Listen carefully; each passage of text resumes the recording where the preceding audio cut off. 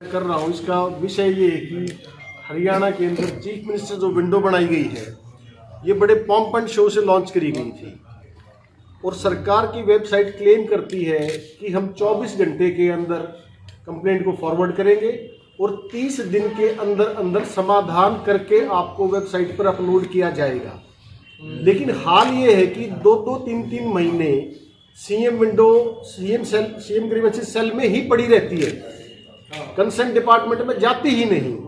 और मजाक तो यहां तक कर रखा है कि सीएम विंडो मान लो किसी एजुकेशन डिपार्टमेंट की है तो उसको बिजली महकमे में भेज देते हैं।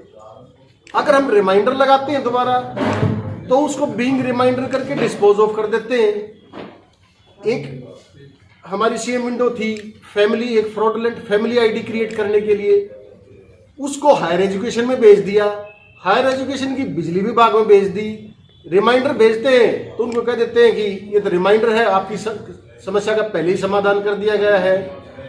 एक शिकायत थी गवर्नमेंट कॉलेज बहादुरगढ़ की, उसमें जो उन्होंने एक्शन टेकन रिपोर्ट अपलोड करी वो गवर्नमेंट कॉलेज कहीं अम्बाड़ा की अपलोड कर दी और स्टेटस दिखाता है कि एक्शन टेकन रिपोर्ट सबमिटेड।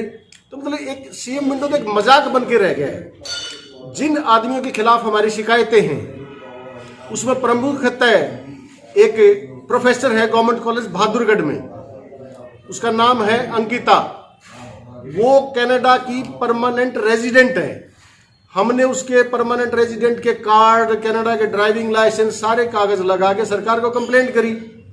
सरकार ने इंक्वायरी करवाई। इंक्वायरी ये करने की बजाय कि वो परमानेंट रेजिडेंट है कि नहीं, इंक्वायरी ये कर दी गई कि ये तो कनाडा की नागरिक नहीं पाई गई, हिंदुस्तान की नागरिक है। अरे भले आदमी हो, हमारी कंप्लेंट ही नहीं थी कि वो सिटीजन है। अगर उसकी हम दोबारा सीएम विंडो लगाते हैं, शिकायत तो दिवाली की थी, आपने होली की इंक्वायरी क्यों कर दी? तो कहते हैं तो पहले ही हम इंक्वायरी कर चुके, हम दोबारा इस मुद्दे को उठाएंगे नहीं।